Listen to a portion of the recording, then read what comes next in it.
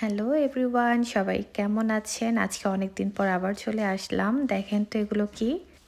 দেশের মানুষ হয়ে বিদেশে মাটি কিনে তারপর গাছ লাগাতে হয়।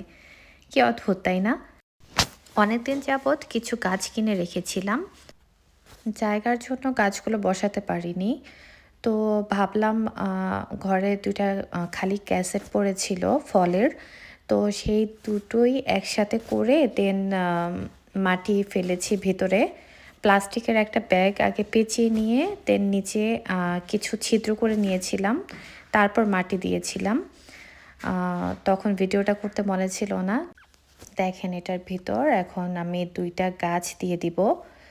আশা করি গাছ ২ টা ভালোভাবেই বড় হবে। আপডেট আপনারা পাবেন। আচ্ছা, আপনারা কি ফলো করেছেন আমি মাটির ভিতর কি দিয়েছি? আ আমি কালকে অনেকগুলো ধনেপাতা পরিষ্কার করেছিলাম। তো এগুলো হলুদ পাতাগুলো ছিল। এগুলো মাটির ভিতর দিয়ে দিয়েছি। এগুলো কিন্তু পচে একটা সার হবে।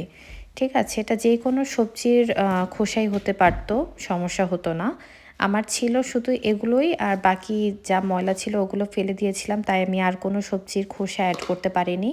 আপনারা যেকোনো সবজির খোসা মানে যেগুলো পচে আ এরকম টাইপের সবজির খোসাগুলো আপনারা দিতে পারেন।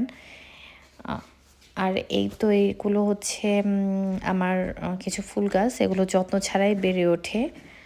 একাই বীজ হয়, একাই মাটিতে পড়ে, একাই গাছ হয়।